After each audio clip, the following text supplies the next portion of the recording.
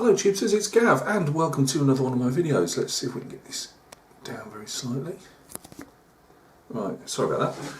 Nothing like planning your videos in beforehand. Then again, it's one of mine, what do you expect? Guys, I can't even think at the top of my head at the moment what number vlog this is. It could be 3, it might be 4.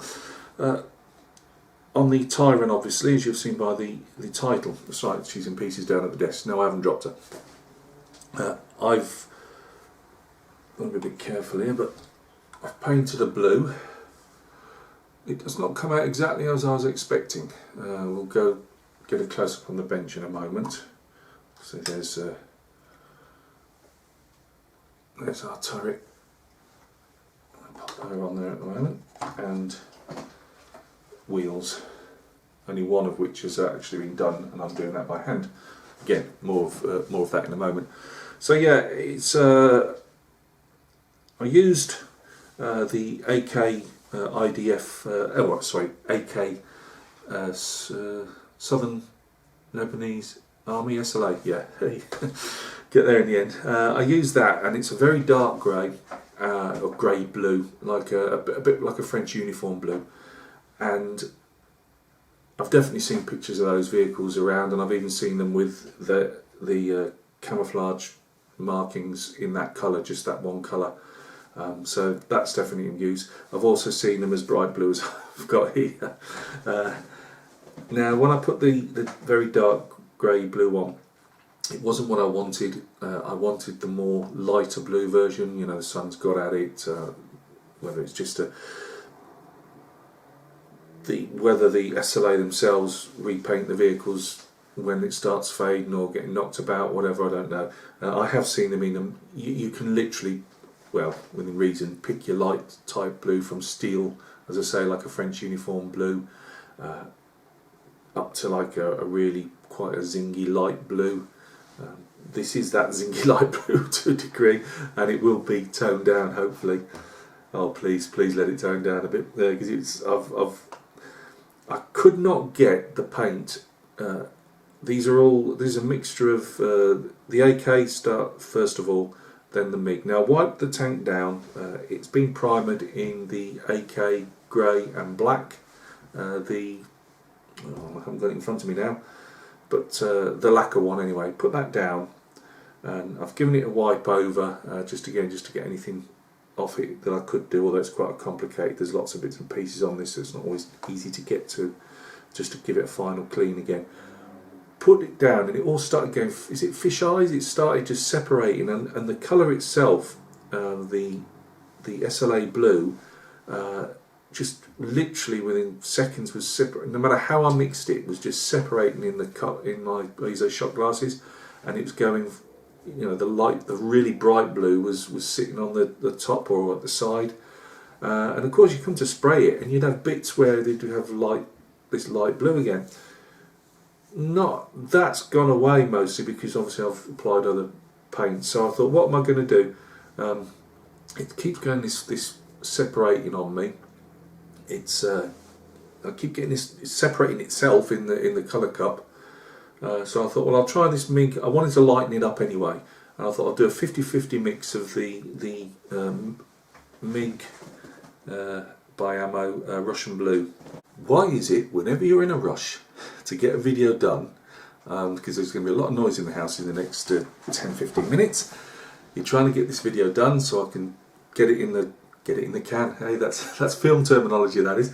Yeah, I was going to get it done so I can know that I've just covered this bit with you guys before I go on to the other stages in the next few days.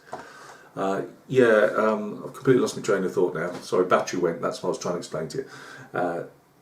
Yeah, it's been separating, so I mixed the MiG Russian colour in there, and that was separating a bit as well. You know, it seemed to be the very bright blue. Now, I don't understand, because I work with acrylics all the time. Obviously, I'm a commission painter, figures, and it's my medium of choice. And I don't normally have this problem. Yes, if you leave them in a wet pallet overnight, they'll separate and you just stir them up. But this was literally going the minute, you know, the minute it was, you tipped a bit in, you put it down, and it was separating straight away. And the tank itself was as if I'd never cleaned it. So I really don't understand what's been going on there. So because I was having this problem, I thought, right, let's get some light blue on. Oh, and I'd also tried to make my own splatter mask.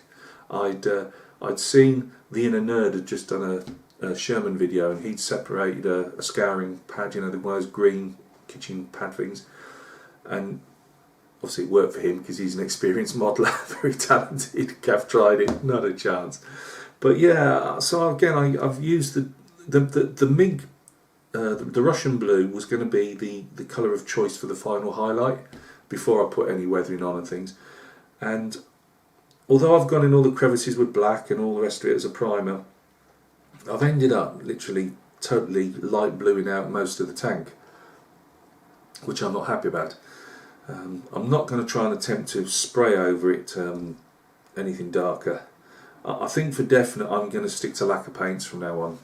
I'm just not very good with this isn't. I'm not particularly casting aspersions at any of these. I seem to get better results when I'm using the AK. I've never used Tamiya, but if I'm using the AK real colours, I don't really have a problem with them. But whenever I try the acrylics through an airbrush, I mean, don't get me wrong, I'll put some flow improver in and everything like that, which worked great. Didn't get any dry tip or anything, but no, not massively impressed how that's turned out. So after the huge waffle, join me at the bench, guys, and we'll have a bright blue tank. Right, guys, thanks for joining me at the bench. We're on the mini tripod. Again, I've got to start using this giant tripod I've got. It's just a balls to get it out and set it all up. So this is our bright blue tank. Now, I haven't a problem about overspraying everything because the real ones were. This is the mortar here, and from what I've seen, they were just oversprayed. They literally, because they were more or less affixed to the vehicle, everything just got a coat of blue paint, including the canvas or plastic fume cover, dust cover, whatever you want to call it. Did have problems putting the gun on. It didn't fit into this collar here, and it didn't fit into the actual moulding of the thing here. But I've got a Dremel, and I've got a milling. I've got one of those ball milling pieces, bits, whatever you want to call it, and I've got the straight milling piece, and between that I didn't go overboard, and I managed to get it fit quite nice. So I was quite proud of that. Let's see, I've put a bit of and we can't see, not since I've painted it anyway. I've put some glue on these different cupola and the hatches here, because they were very smooth, and I believe they were the same cast texture. So I've just put a bit of glue on there to cast it up, and a bit of glue in some of the areas that were actually smooth to do that as well. You can see the darkness where I've put the black in there to put shadows in. So that's our really light blue tank. As you can see, I've added, I don't know if I've shown this before, I don't think I have. I've put some brass rod in, bent it around a bit. There's going to be a few extra attachments on here yet, but bent it up a bit because it's being used.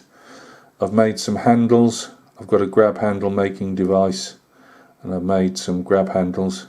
Thanks to Greg Riley, he put me on. That was another link he sent me. It was only about £6. It's only one of these little cheap photo etch things you bend up, and then it's not one of the big fancy plier efforts, but it's done the job great for what I need. So I put that in.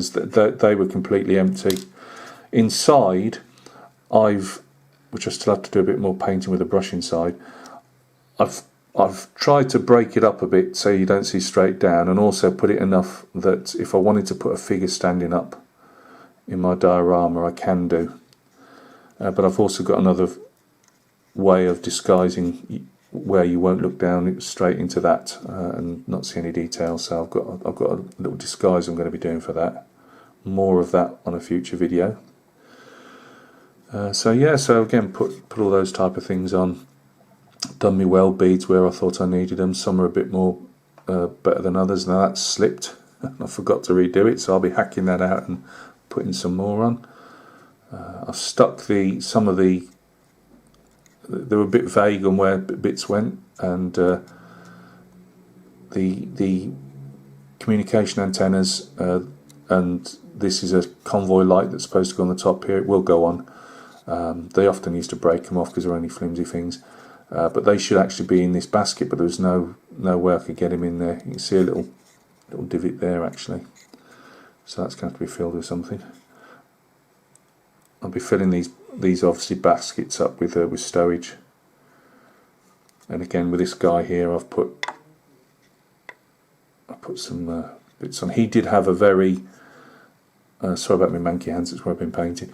He did have a bit of a pretend hatch cover, hatch latch, whatever you want to call it, but it was so ill-defined I tried to score it out and put those metal ones in. So I'm hoping you can't see straight across there so easy. I know it would be in real life probably, but yeah, so that's the turret. Let's not knock her about too much. You've seen all this already. I don't think I've added anything extra. I didn't mind going over the sandbags. I'll paint all those up by hand anyway. Yeah, again, more stowage will be in there. The armour texture you can't really see at the moment. I'll get some better, even maybe take some photographs when I've got more done to it. But you see the armour texture, that's come out quite well. This is mud that's going to be it's disguising bits and pieces. I've stuck an extra couple of track links on there and put a bit of weld bead on. And I'll go into all that detail once I've got a bit more progressed with the tank itself. So let's put that guy back on there for the moment. In fact, actually, let's move him back under the dust cover while I move the wheels into shot. Well, a wheel. Right, this is the wheel I've done. Again, I've brush painted this because it was fisheye and everything so much and breaking up that it was easier, and it even broke up in me wet palette. I'm quite cheesed off where the paint's gone with it. I've put some black grey on for the tyres. I've darkened some areas, but I'll be doing a bit of oil washes. I know a lot of this isn't going to be seen, but I know it's there.